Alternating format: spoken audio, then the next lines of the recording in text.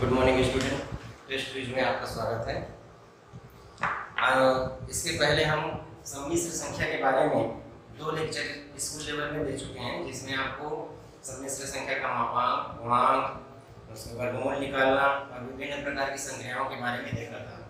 आज हम सम्मिश्र संख्या के बारे में कुछ प्रतियोगी परीक्षा में कुछ कठिन क्वेश्चन आते हैं, उनको सरल तरीके से कैसे सॉल्व कर सकते हैं उसके बारे में देखते हैं।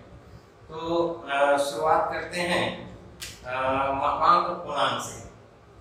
तो प्रतियोगी परीक्षा के लेवल में जैसे z = x + i/y है, तो इसका जो मापांक r है वो √x² + y² होता है और पूर्णांक θ = tan 1 y/x होता है। तो इस फॉर्म में लिखने पर, ध्रुवीय रूप में इसको लिखने पर ये होता है r cos θ + i sin θ। हमने स्कूल लेवल में चेंज करके देखा था कि इस फॉर्म में था, उसके फॉर्म में एग्जांपल लेकर के, तो दोनों का एक ही मतलब होता है। इसको सॉल्व करेंगे तो ये होता है।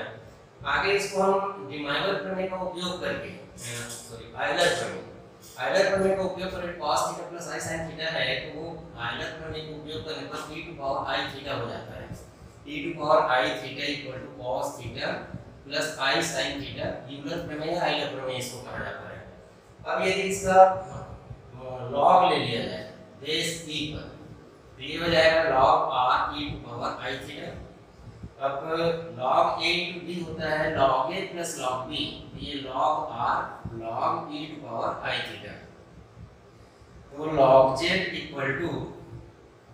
log r प्लस, जैसे ये बेस e है और उसी के पावर में है, अच्छा पहले पावर तो i θ सामने आ जाएगा, फिर log e बेस e पर 1 हो जाएगा, तो ये हो जाएगा log r + i θ।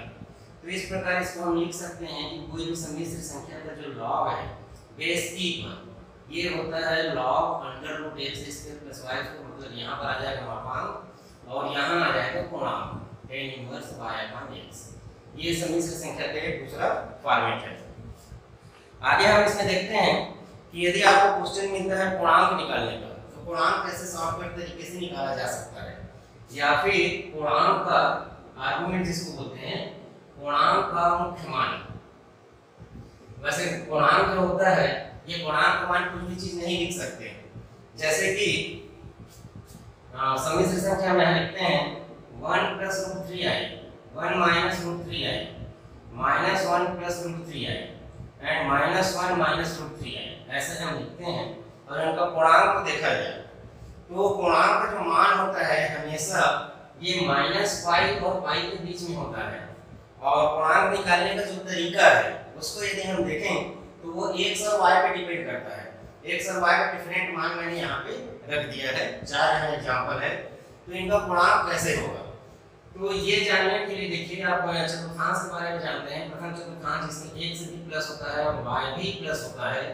यहाँ पर यदि किसी कॉम्प्लेक्स नंबर सम्मिश्र संख्या का पूर्णांक अल्फा है, तो इसके संगत मान यदि x माइनस हो जाएगा और y प्लस होगा तो क्या होगा, और यदि दोनों माइनस होगा तो क्या होगा, और x प्लस और y माइनस होगा तो क्या होगा। ऐसे करके हम देखते हैं। तो यहाँ पर इसका प्रूफ पॉइंट ये है कि फर्स्ट क्वाड्रेंट में जो उसका एंगल है, फर्स्ट क्वाड्रेंट में एंगल है, और ये इनके चिन्ह के आधार पर, इनके साइन के आधार पर ये चेंज होगा। जैसे ये जो कॉम्प्लेक्स नंबर है ये फर्स्ट क्वाड्रेंट का है, ये कॉम्प्लेक्स नंबर है वो इसमें का है, फोर्थ का है, ये है वो थर्ड का x माइनस y प्लस, और इसमें दोनों माइनस में थर्ड का है, और ये सेकंड क्वाड्रेंट का है। इस कारण इनका जो पूर्णांक है, ऐसा कह सकते हैं कि जैसे ये चतुर्थ में है तो इसका मान जो है 360 से ज्यादा होगा, सॉरी 360 के आसपास होगा। जैसे इसका पूर्णांक हम कहें tan 1 √3/1, तो ये 60 डिग्री है, π/3, तो इसका पूर्णांक का मान π/3 है पहले नंबर का। तो इसके संग देखिए हम चौथे नंबर को देखें तो इसका 300 होना चाहिए। 360 में 60 माइनस कर देंगे तो इसका पूर्णांक का मान 300 होगा। लेकिन ये पूर्णांक का मान हमेशा -π से +π के बीच में लेते हैं। इसी के चतुर्थांश का कोई नंबर जैसे मिलता है, जैसे कि ये जिसमें x भी माइनस है और y भी माइनस है, यदि हम इसको कैलकुलेशन करेंगे तो ये π/3 दिखाएगा, क्योंकि माइनस माइनस प्लस हो जाएगा। लेकिन ये चतुर्थ क्वाड्रेंट का है, इसीलिए इसका पूर्णांक को हम फर्स्ट क्वाड्रेंट के पूर्णांक को माइनस का मल्टीप्लाई करके लिखते हैं। मतलब इसका जो पूर्णांक हो जाएगा वो -π/3 होगा, π/3 नहीं होगा, क्योंकि ये कॉम्प्लेक्स नंबर चतुर्थ क्वाड्रेंट का है। और इसी प्रकार यदि हम इसको पकड़ते हैं, ये जिसमें थोड़ा सा इसमें मिस्टेक है, ध्यान दीजिएगा। इसमें ये वाला नंबर का सॉल्यूशन, ये चतुर्थ क्वाड्रेंट का ये नंबर है, इसलिए इसमें पाई बाई 3 आएगा। और थर्ड क्वाड्रेंट का ये है, दोनों जब माइनस है, दोनों जब माइनस है तो थर्ड क्वाड्रेंट में आएगा। इससे जब हम निकालेंगे तो वो पाई बाई 3 होगा। और उसके साथ साथ थर्ड क्वाड्रेंट का एक नंबर होता है 180 + 60 यानी 240 डिग्री इसका कोणार्क हो सकता है, लेकिन ये पाई से ज्यादा हो गया। इसीलिए जब थर्ड क्वाड्रेंट का कोई नंबर हमको मिलता है, थर्ड क्वाड्रेंट का नंबर मिलता है, तो उसको पाई को उससे माइनस कर दिया जाता है, अल्फा माइनस पाई। तो जैसे इसका क्वाड्रेंट हम यदि लिखते हैं मान अल्फा की वैल्यू है पाई बाई 3 और माइनस पाई, तो ये -2 पाई बाई 3 इसका गुणांक है इस संख्या का। इसमें y माइनस है तो सीधा माइनस मल्टीप्लाई होगा फोर्थ क्वाड्रेंट ये निकालने के लिए। अब जैसे थर्ड क्वाड्रेंट जिसमें x माइनस है और y प्लस है, तो यहाँ पर यदि गुणांक का मान निकालना है तो इसका हम फर्स्ट क्वाड्रेंट में अल्फा है, अल्फा के जगह में यहाँ पाई बाई 3 है, तो सेकंड क्वाड्रेंट यदि निकालना है तो उसको पाई से माइनस करना होगा। मतलब इसका जो गुणांक निकलेगा y minus pi by 3 means 2 pi by 3 होगा। इस प्रकार का है अलग-अलग चिन्ह के आधार पर 105 का चिन्ह बदलेगा, उसका गुणांक का मान कैसे बदलेगा उसको एडजस्ट करके माइनस पाई और पाई के बीच में लाने का ये तरीका है। फर्स्ट क्वाड्रेंट का एंगल आपको पता है, तो फोर्थ क्वाड्रेंट का यदि नंबर मिलता है तो आपको सीधा माइनस मल्टीप्लाई करना है, सेकंड में मिलता है तो पाई से माइनस करना है, थर्ड में मिलता है तो उस एंगल से वो कोणांक से पाई को ही माइनस करना है। ये इसका शॉर्टकट है, ये इसका एग्जांपल है। इसी प्रकार देखिए आर्गुमेंट के बारे में एक फार्मूला था कि जनरली स्कूल लेवल में क्या है उसको प्रूव करने को भी कहा जा सकता है। जैसे कोई एक संख्या है 1 + i अपॉन 1 - i, ऐसा दिया हुआ है कॉम्प्लेक्स नंबर। ये कॉम्प्लेक्स नंबर का हमको गुणांक ज्ञात करना है। तो इसको यदि शॉर्टकट में देखा जाए तो argument z1 upon z2 equal to होता है argument z1 minus argument z2। यदि आपको ये फार्मूला पता है तो इससे यदि आर्गुमेंट लिखेंगे तो आप पूरा कंडीशन लेवल में लिख सकते हैं 1 + i, 1 + i यानी tan inverse 1 upon 1, tan inverse 1 means pi by 4। तो ये फर्स्ट पार्ट है पाई बाई 4 लिखेंगे, ये फार्मूला में अप्लाई करेंगे तो माइनस डालेंगे। अब यदि इसके बारे में देखें तो ये फोर्थ क्वाड्रेंट का आ गया x + y माइनस, तो माइनस पाई बाई 4 लिख देना है इसको ऐसे करके। जब ये माइनस माइनस होगा तो प्लस हो जाएगा तो इसका गुणांक पाई बाई 2 हो जाएगा। इस प्रकार कैलकुलेशन किया जा सकता है। यदि आपको ये स्ट्रक्चर याद है और कुछ और फार्मूला याद है तो किसी भी कॉम्प्लेक्स नंबर का बहुत जल्दी गुणांक ज्ञात कर सकते हैं। अब हम देखते हैं वर्गमूल ज्ञात करने का शॉर्टकट। स्कूल लेवल में आपको बहुत लंबा चौड़ा मेथड बताए हैं कि कैसे वर्गमूल निकाला जाता है। अब जैसे इसमें चिन्ह को भी ध्यान देना है और नंबर को भी ध्यान देना है। हम इस प्रकार क्या करते हैं, वर्गमूल निकालने के लिए 4 संख्याएं लिख लेते हैं जो लगभग एक जैसे होगा और चिन्ह अलग अलग होगा। जैसे अभी हमने 4 संख्या लिया था प्लस माइनस का, वर्गमूल 24 + i, 7 + 24 i ऐसा करके है। सेकंड है 7 - 24 i, थर्ड है -7 + 24 i एंड फोर्थ है -7 - 24 i।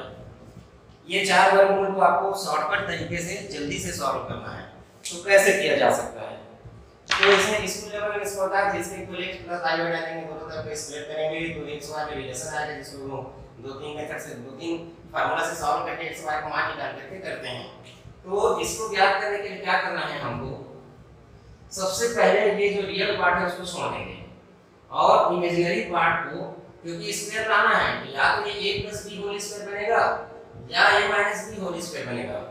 जब यहाँ प्लस है तो a + b होल स्क्वायर बनेगा और जब यहाँ माइनस है इन दोनों केस में तो a - b होल स्क्वायर बनेगा, फिर रूट कट जाएगा। तो ऐसे इसको पूर्ण वर्ग में बदलना है। पूर्ण वर्ग में बदलना है, पूर्ण वर्ग में बदलने के लिए a + b का वर्ग हो या a - b का वर्ग हो, बीच में 2ab का टर्म्स आता है तो हमने 2 लिख दिया।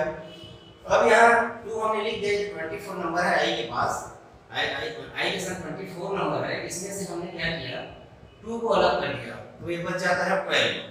अब इस 12 को हमको सोचना है, ऐसे 2 नंबर में तोड़ना है एक कि उनके वर्गों का अंतर एक के साथ i लेना है, एक के साथ i नहीं लेना है। जिसके साथ i लेंगे वो माइनस होगा और जिसके साथ i नहीं रहेगा वो प्लस में रहेगा।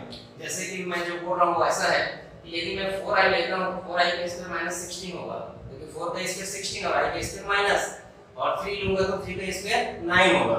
अब इन दोनों को सॉल्व करेंगे तो 7 नहीं आएगा। जैसे हम 3 4 12 तो हम 3 into 4 भी लिख सकते हैं और 6 into 2 भी लिख सकते हैं, लेकिन ऐसे लेना है कि उनके वर्गों का अंतर 7 हो। तो एक प्रकार से देखा जाए तो इस केस में जैसे मैं लिया हूँ तो 7 आता है, 4 का स्क्वायर 16 और 3 का स्क्वायर 9, तो 16 minus 9 7 होता है। इसलिए हम क्या करते हैं 12 को लिखते हैं 4 into 3 बाय, तो अब 7 12 को हमने ऐसा सेट कर दिया और इसको ऐसे 3i एक साथ भी लिख सकते हैं। अब 7 को हम सेट करेंगे 4 का स्क्वायर प्लस 3i का स्क्वायर, देखिए 4 का स्क्वायर 16 और 3i का स्क्वायर -9, तो 16 minus 9 7 हो गया। तो एक प्रकार से 7 को हमने एडजस्ट करके ऐसा लिख दिया, 24i को ऐसा लिख दिया, ये सेट हो गया है a square plus b square plus 2ab, मतलब ये हो गया under root 4 plus 3i whole square, root और स्क्वायर कट जाएगा और सामने प्लस माइनस लग जाएगा 4 प्लस 3i, ये इसका शॉर्टकट है। अब चूंकि इसी नंबर को रिपीट किया हूं तो पहला क्वेश्चन को बताने में आपको थोड़ा ज्यादा टाइम लगा, अब सेकंड को आप समझ सकते हैं, यहाँ माइनस है, माइनस से तो ज्यादा कुछ फर्क नहीं पड़ना है, तो 7 प्लस नहीं है तो बस यहाँ माइनस डालेंगे 2 into 4 into 3i और इधर लिख देंगे 4 स्क्वायर प्लस 3i स्क्वायर। अब इसको सेट कीजिए तो 16 minus 9 7 आ गया, -2 into a into b तो -24i आ गया, मतलब ये बीच में जो प्लस था वो माइनस हो गया, under root 4 minus 3i whole square, तो ये हो गया प्लस माइनस 4 minus 3i ऐसे। अब इस नंबर के बारे में देखते हैं, ये नंबर फिर +24 है, +24 है तो 2 into 4 into 3i, ये इसके जैसे तो इसको कर दिए। किसी भी नंबर का आपको ऐसे ही सोचना है, कोई भी नंबर आएगा तो ये प्लस माइनस को समझाने के मैंने सेम नंबर दिया है।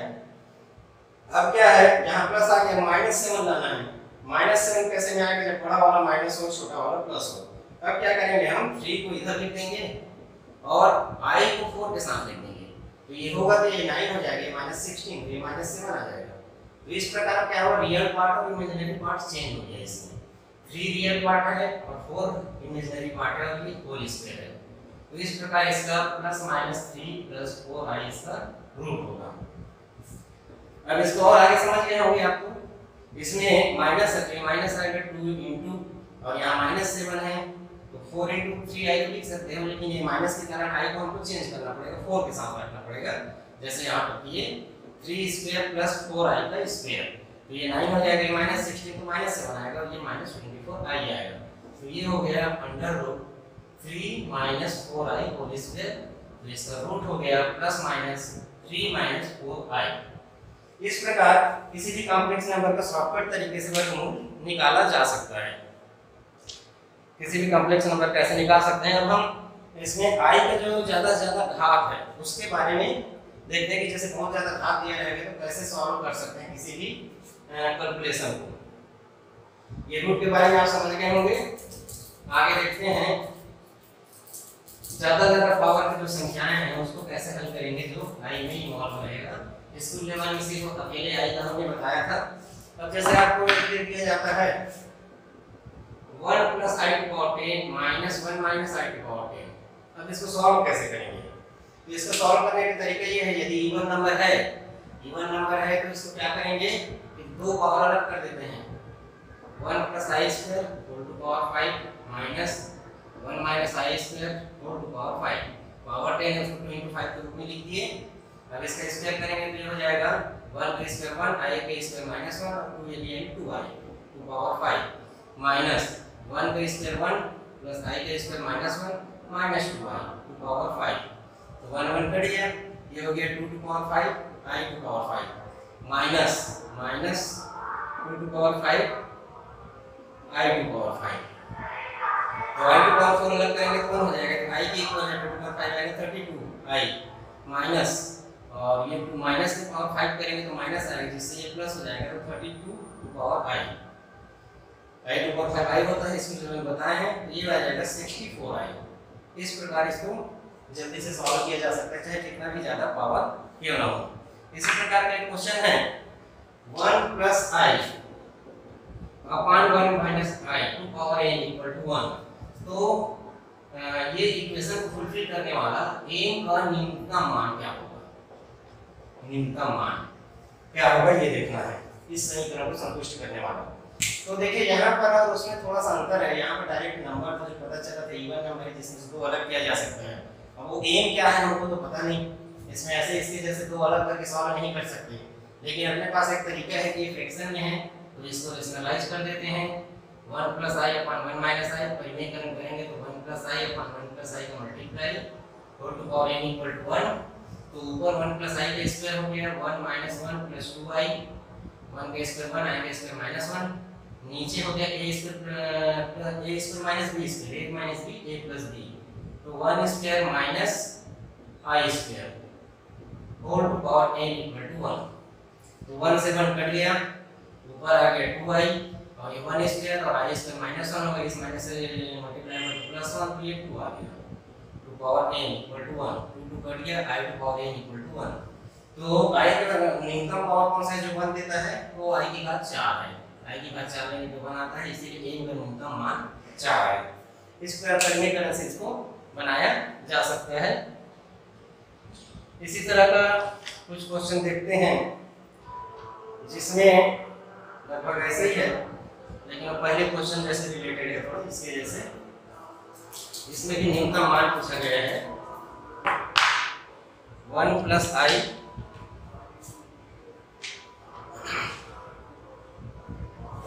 i to power 2 to power n and 1 - i to power 2 to power n। तो n का न्यूनतम मान निकालना है जो इसको संतुष्ट करेगा, n का न्यूनतम मान निकालना है जो इसको संतुष्ट करेगा। तो इसमें देख सकते हो ये 2n लिख देने की वजह से हमारे काम आसान हो गया। उसमें n था तो पावर को अलग नहीं कर सकते थे, इसको तो कर सकते हैं 1 + i² whole to power n, 1 - i² whole to power n। तो ये अभी कैलकुलेशन कई बार किए हैं, तो +2i आएगा, 1 - 1 कट जाएगा, 2i टू पावर n और ये -2i टू पावर n। तो एक प्रकार से देखा जाए तो 2 to power n, i to power n, और यहाँ आ जाएगा 2 to power n, i to power n, -1 to power n। तो ये 2 to power n, i to power n cut गया, -1 टू पावर n = 1। तो ये न्यूनतम मान क्या हो सकता है, यदि इंटीजर में कहें, होल नंबर में कहें तो प्राकृतिक संख्या में कहें तो n = 2 आएगा, वैसे 0 पर भी हो जाएगा, n = 0 लेने पर भी 1 आएगा, लेकिन यदि प्राकृतिक संख्या कहेंगे तो n = 2 होगा। आगे और कुछ क्वेश्चन देखते हैं, जैसे सिंप्लीफिकेशन कैसे फास्ट किया जा सकता है, इस प्रकार का क्वेश्चन।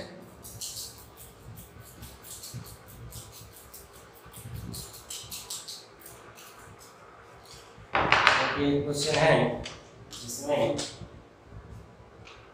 रूट में दिख रहा है 5 + 12i, दूसरे पहले में 7 + 24i करके लिया था, plus √5 - 12i upon √5 + 12i minus √5 - 12i। तो क्या इस क्वेश्चन की वैल्यू निकालने के लिए इसका वर्गमूल निकालना है। वर्गमूल निकालना लंबा काम हो सकता है, वैसे निकाल सकते हो, इसमें से 2 अलग करोगे तो 6 आएगा, 6 से 2 × 3 लिखेंगे तो 3 के स्क्वायर 9, 2 का स्क्वायर 4, दोनों का डिफरेंस 5 होता है, तो उनको शॉर्टकट मेथड से लिखा जा सकता है। लेकिन यहाँ पर देखा जाए तो ये और ये सेम है, ये और ये सेम है, सिर्फ या माइनस का अंतर है, तो इसको परिमेयकरण कर देते हैं। परिमेयकरण करेंगे तो ये हो जाएगा 5 + 12i प्लस √5 - 12i, नीचे हो जाएगा 5 + 12i और प्लस 5 - 12i प्लस में, तो ये होल स्क्वायर बन गया, न्यूमरेटर इन दोनों का होल स्क्वायर, तो इसका स्क्वायर करेंगे तो 5 + 12i, इसका स्क्वायर करेंगे तो 5 - 12i और प्लस 2, ये भी करेंगे तो √5 + 12i × 5 - 12i, तो ये टर्म्स ये हुआ, अपॉन में हो जाएगा a² - b² means 5 + 12i minus 5 - 12i ऐसे, a² - b² को रूट कट गया इसमें से, दोनों में से। आगे देखते हैं तो इसमें से ये कट गया, 12i प्लस माइनस है 5 5 10 हो गया, 10 + 2 अंडर में हम देखें तो a² - b² करेंगे तो 5² - 12i का स्क्वायर अपॉन, इसमें ब्रैकेट सॉल्व करेंगे तो 5 5 कट जाएगा, तो 24i हो जाएगा, 12 और 12 में जुड़ेगा। अब यहाँ पर देखें हम, यदि 10 + 2 ए हो गया 25 और आई का स्क्वायर होगा तो ये प्लस हो जाएगा 12 का स्क्वायर 144। तो आगे हो जाएगा 169 का रूट निकालेंगे। वैसे कंपटीशन लेवल यदि तैयारी कर रहे हैं तो 25 तक का स्क्वायर मालूम होना चाहिए। ये 13 का स्क्वायर है 169, 13 हो जाए 26 आएगा 10 plus 26 upon 24i equal to 36 upon 24i 1 upon i की वैल्यू माइनस i होता है। आप जानते हैं ऊपर नीचे i को मल्टीप्लाई करेंगे नीचे माइनस हो जाएगा और ये 12 से घटेगा तो इसको लिखा जा सकता है -3/2i 1 अपॉन i है इसलिए माइनस i उसको कैंसिल करेंगे। इस प्रकार इसका कैलकुलेशन होगा। इसी प्रकार का एक क्वेश्चन और है x + iy। क्वेश्चन को लिख लेते हैं उसके बाद सॉल्व करेंगे। x + iy to power 1/3 equal to a + ib। तब हमको ज्ञात करना है x upon a + y upon b की वैल्यू क्या है, ये काम करना है। तो इसमें देखिए इधर क्यूब दिया है तो क्यूब रूट को निकालना नहीं सीखे हैं, वर्गमूल निकालना सीखे हैं। लेकिन ये इक्वेशन के रूप में तो दोनों साइड का क्यूब किया जा सकता है, त्रिघात किया जा सकता है। त्रिघात करेंगे तो ये हो जाएगा x + iy। इधर का त्रिघात करेंगे तो ये आ जाएगा a त्रिघात plus 3a² ib plus 3a into ib का स्क्वायर प्लस ib का त्रिघात। फार्मूला आपको याद होगा a + b का त्रिघात इक्वल टू a त्रिघात plus 3a² b plus 3ab² plus b त्रिघात ऐसे होता है। तो x + iy equal a³ plus 3a² b i इसका स्क्वायर करेंगे तो i का स्क्वायर -1 हो जाएगा और b स्क्वायर आएगा तो -3ab²। i का त्रिघात करेंगे तो -i आएगा तो -b त्रिघात i। x + iy equal to ये दोनों रियल पार्ट है a³ - 3ab² और ये दोनों में i है 3a² b - b³ into i। दोनों ओर के वास्तविक भाग और काल्पनिक भाग का कंपैरिजन करते हैं, इक्वल करते हैं। x इक्वल टू हो जाएगा a³ - 3ab²। हमको x अपॉन a चाहिए तो x upon a equal to हो जाएगा सब में a का भाग देंगे तो a² - 3b²। और उसके बाद जो काल्पनिक भाग है इधर y है तो y equal to 3a² b - b³। इसमें b का भाग देंगे तो y upon b equal to यहाँ से b चला गया 3a² - b², एक b कर गया। अब दोनों को जोड़ देते हैं x upon a plus y upon b equal to a³ - 3b² - 3b² plus 3a² - b²। दोनों 4 टाइम्स हो गया 4a² - 4b²। 4a² - b² इसकी वैल्यू है। इस प्रकार इसका कैलकुलेशन हुआ। अब अननोन कोई भी जैसे लगभग जितने थे सब कॉम्प्लेक्स नंबर हमारा दिया हुआ था कि ऐसा है कि इसका रूट निकालो इसका मान निकालो। अब कुछ अननोन जैसे कॉम्प्लेक्स नंबर हमारे पास परिभाषित नहीं है और उसके बारे में समीकरण में कुछ पूछा जा रहा है तो कैसे बनाएंगे। तो देखिए mod of z-4 is less than mod of z-2। हमको दिया गया है mod of z-4 is less than mod of z-2।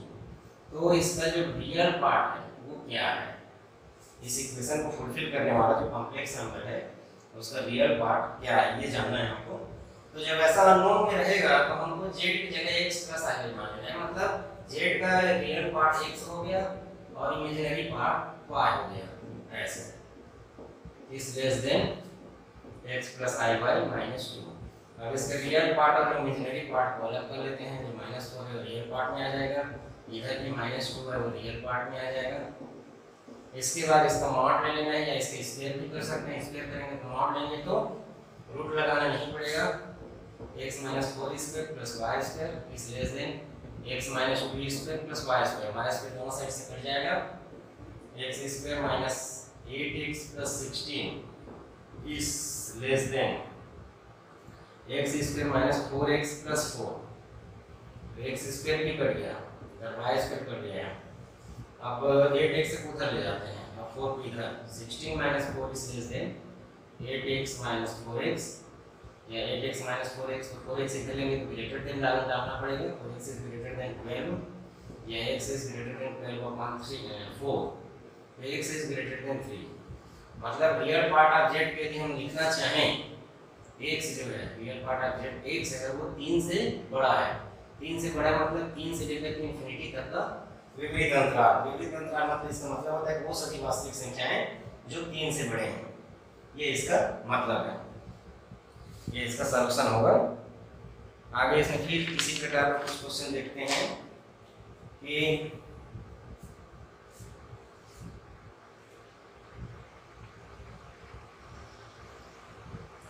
mod of z minus z equal to 1 plus 2i है और z equal to x plus i y है। तो इस समीकरण को संतुष्ट करने वाले कॉम्प्लेक्स नंबर को ही फाइंड करना है, x और y की वैल्यू फाइंड करना है हमको। x और y की वैल्यू फाइंड करना है, तो ये z की जगह रख देते हैं mod of x plus i y minus x minus i y हो जाएगा, माइनस z करेंगे इक्वल टू 1 plus 2i। अब इसका मॉड ले लेंगे तो ये हो जाएगा under root x square plus y square minus x minus i y equal to 1 plus 2y।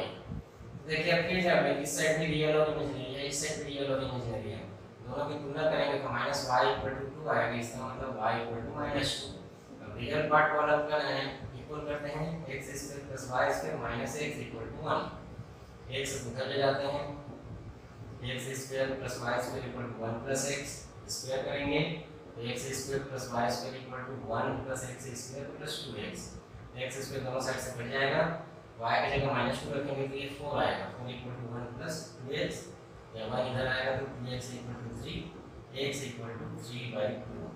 तो इस प्रकार हमारा ये z हो गया x की जगह 3/2 और y की जगह -2, तो -2y, ये इस रियल नंबर की वैल्यू है। इसी प्रकार नेक्स्ट क्वेश्चन हम देखते हैं,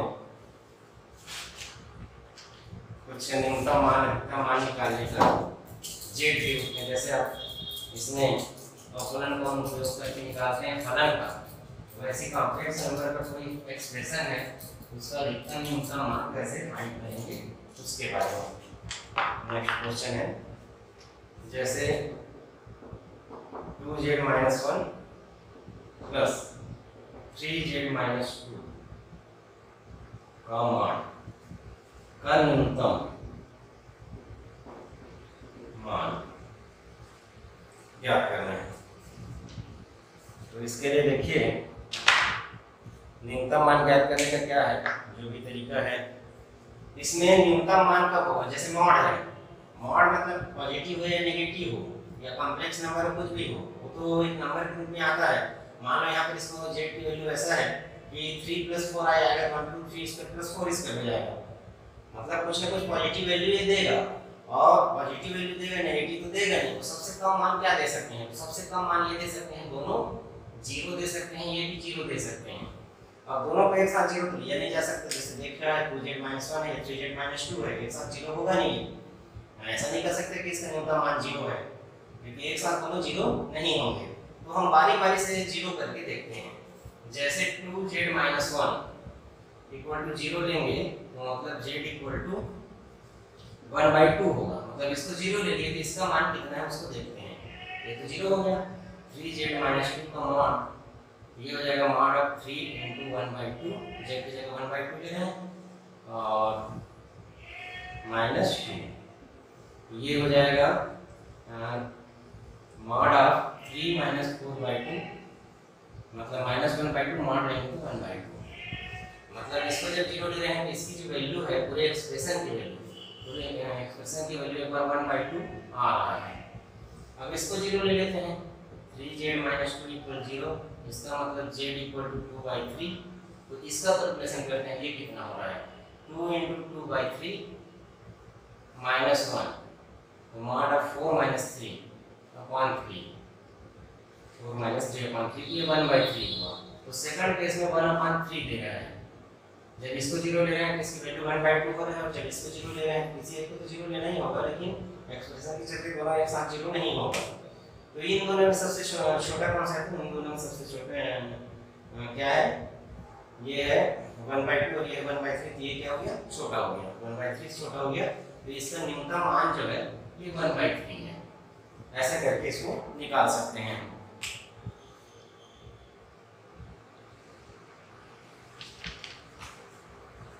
आगे देखिए, ये पूर्णांक का एक क्वेश्चन बता रहे थे।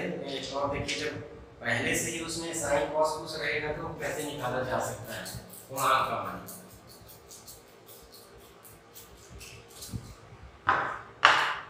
हमारे पास एक कॉम्प्लेक्स नंबर है sin y/5 plus i 1 minus cos y/5। इसका पूर्णांक ज्ञात करना है। इसका पूर्णांक ज्ञात करना है तो ये tan इनवर्स y/x होता है। y की जगह ये पूरा है और x की जगह ये पूरा रियल पार्ट है, ये इमेजिनरी पार्ट है। इसका पूर्णांक theta tan inverse 1 minus cos y/5 upon sin y/5। अभी आप जैसे 11th लेवल में है, ट्रिग्नोमेट्री आप लोगों को हम अभी नहीं पढ़ाए हैं, आगे पढ़ाएंगे हम ट्रिग्नोमेट्री। ट्रिग्नोमेट्री इससे जैसे बात शुरू करेंगे कि कहीं पर भी ट्रिग्नोमेट्री का एंट्री हो जाता है। फिलहाल यहाँ पर cos 2x है, cos डबल एंगल है।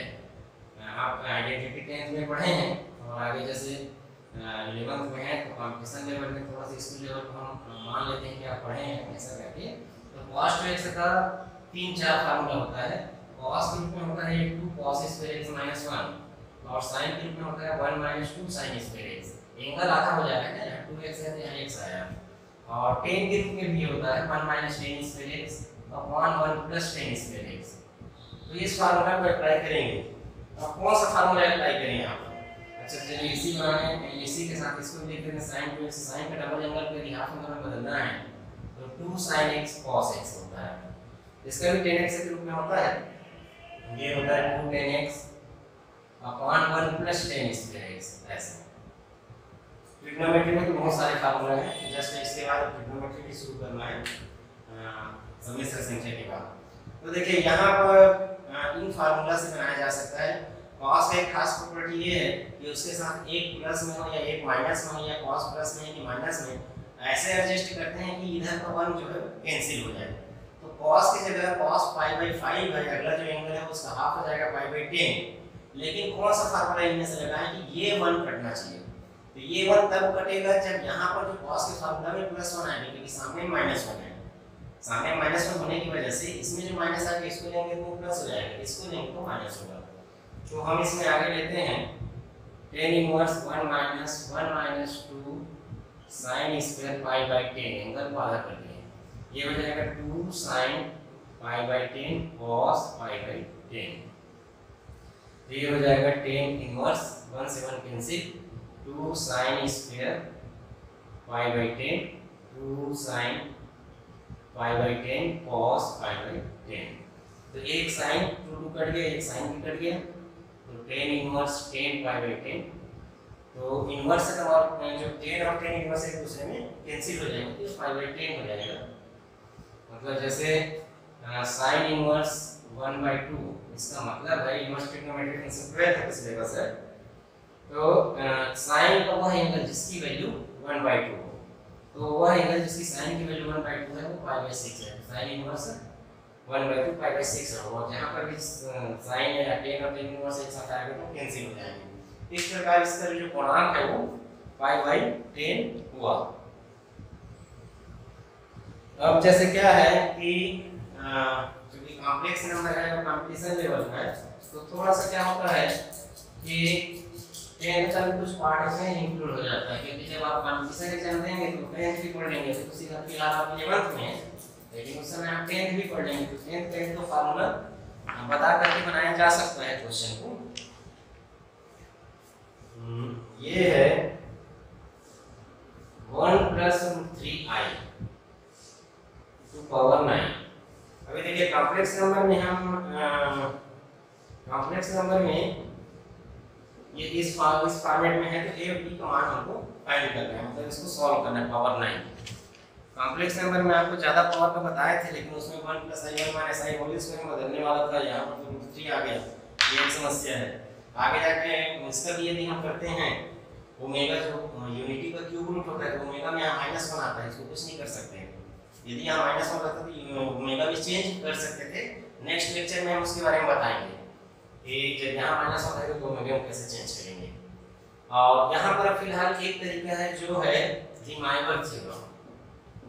डी-माइवर थ्योरम का स्टेटमेंट आप देख लीजिए, cos theta plus i sin theta two power n यदि है तो ये इक्वल होता है cos n theta plus i sin n theta.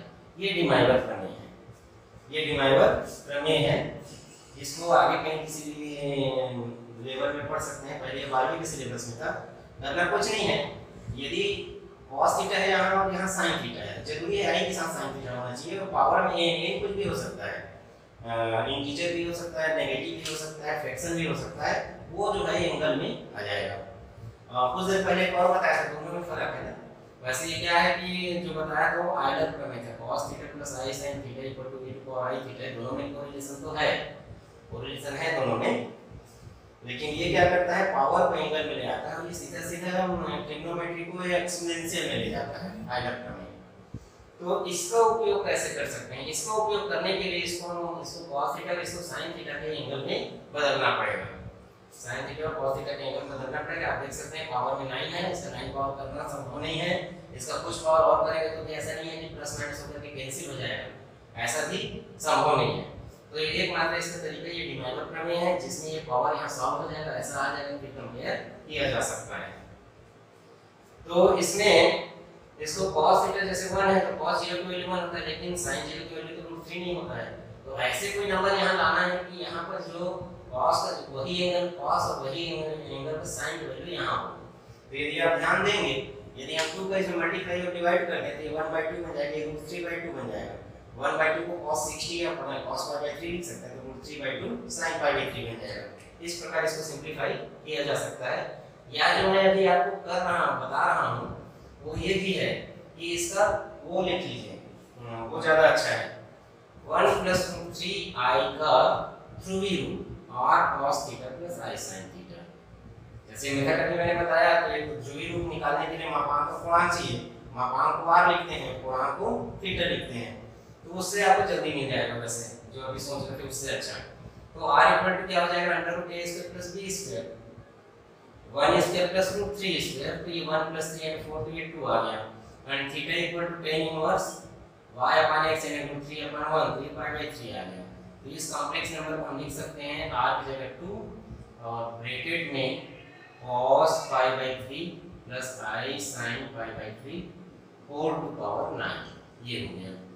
अब ये मल्टीप्लाई है तो 2 टू पावर 9 अलग हो जाएगा, और ये जो पावर है इसमें एक बार डाल देते हैं। चलिए cos π/3 + i sin π/3, इसमें अब डिवाइवर प्रमेय लगाएंगे।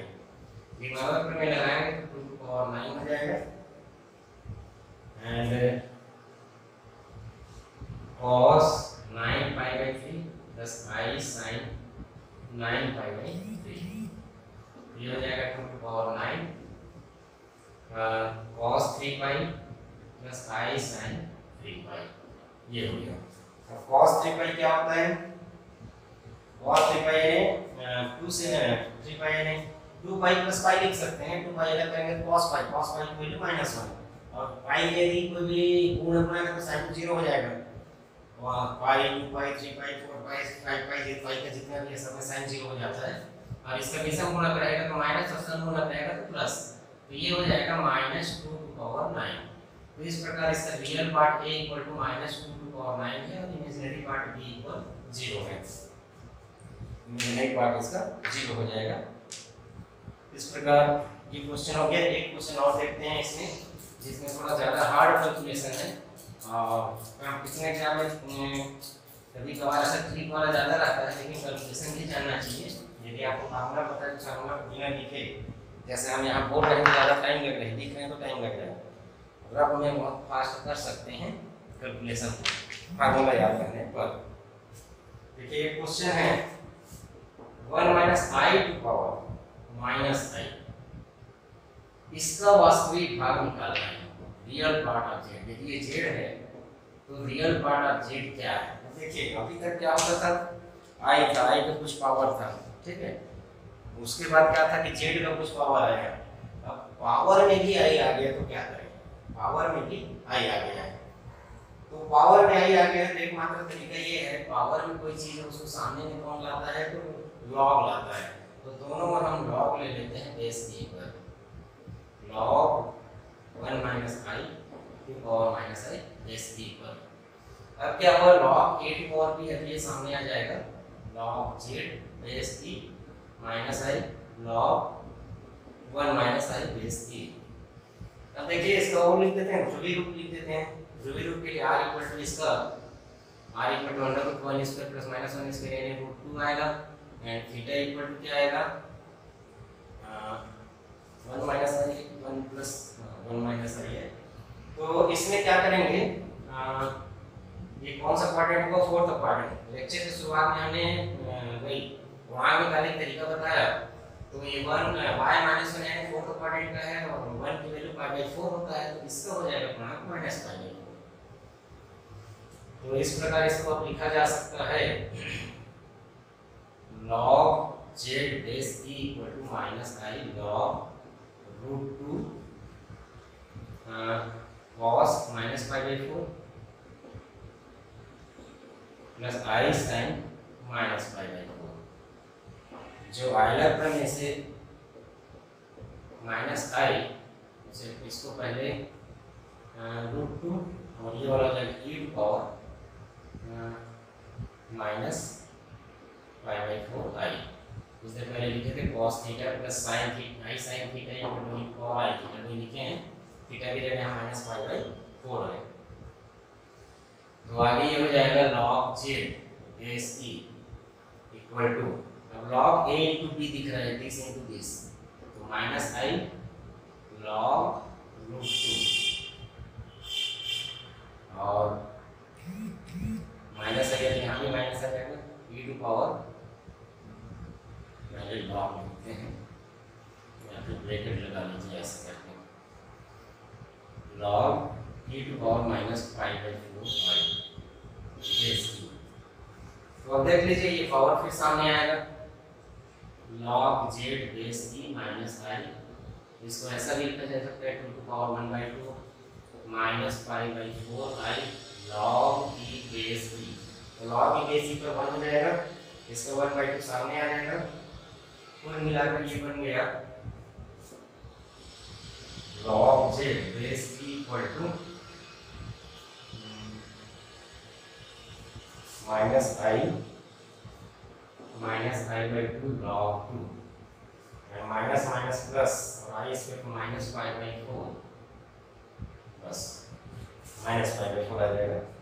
देखिए माइनस माइनस प्लस हो जाएगा, i इंटू आई मल्टीप्लाई होगा तो आई स्क्वायर हो जाएगा जो माइनस आएगा। उसके बाद ये 1 हो गया तो माइनस π/4 हो जाएगा। अब यहाँ पर वैसे दिख रहा है ये x प्लस आई फॉर्म में, लेकिन ये नहीं दिख रहा है। हमको z का रियल पार्ट निकालना है तो z इक्वल निकालना पड़ेगा, z इक्वल निकालना पड़ेगा। तो जस्ट जैसे आज हम लेक्चर दे रहे हैं समय संख्या का पार्ट 1 प्रतियोगी परीक्षा के लिए, इससे जस्ट पहले मैंने लेक्चर दिया था, आपके पास किस क्रम में पहुंचेंगे तो हमको पता नहीं, लेकिन लघु गुणक पर मैंने लेक्चर दिया है प्रतियोगी परीक्षा के लिए जिसमें ये सब मैंने बहुत डिटेल में बताया है। लघु गुणक लेक्चर आप देख सकते हैं इसको समझने के लिए। तो जब लॉग को हटाएंगे तो इसके बेस में जो है उसके पावर में ये सब आ जाएगा, e to power minus i/2 log 2 and minus π/4 ये आ जाएगा इसमें। अब क्या है, इसके पावर को अलग किया जा सकता है, e to power minus π/4 into e to power minus i/2 log 2 ऐसे। तो क्या है कि जब ये इनटू में रहता है प्लस होता है, माइनस को अपॉन में भी लिख सकते हैं, e टू पावर π/4 तो हमने ऊपर में लिखा तो माइनस π/4 लिखा है, z इक्वल टू माइनस π/4। अब इसको e टू पावर i, तो यहाँ पर देखिए e to power i equal to cos theta plus i sin theta है, इससे फिर ये बनेगा थीटा की जगह है माइनस log 2/2, ये थीटा की जगह i को अलग करते हैं इसमें से तो माइनस log 2/2 तो cos माइनस log 2 upon 2 and plus I sin minus log 2 upon 2। तो z equal to e to power minus pi by 4 cos minus theta cos theta होता है, तो log 2 अपॉन 2 हो जाएगा और plus I e to power minus pi by 4 sin minus theta minus sin theta होता है, फिर माइनस आ जाएगा माइनस sin log 2 अपॉन 2। इस प्रकार देखा जाए तो z अब a प्लस ib की फॉर्म में आने लगा, a प्लस ib की फॉर्म में आ गया, जिसका रियल पार्ट ये है। तो रियल पार्ट ऑफ z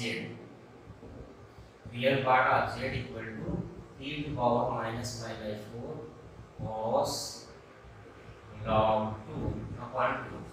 जैसे क्वेश्चन है बहुत बड़ा है, लेकिन बनाने के जो तरीका उपयोग किया गया, जो फार्मूला उपयोग किया गया, आप लोग बहुत सारे क्वेश्चन में इसका उपयोग कर सकते हैं। इस क्वेश्चन को जैसे आप समझ जाते हैं तो इस प्रकार क्या हुआ कि ये समिश्र संख्या का फर्स्ट पार्ट हुआ। इस समिश्र संख्या का बहुत सारा भाग बाकी है।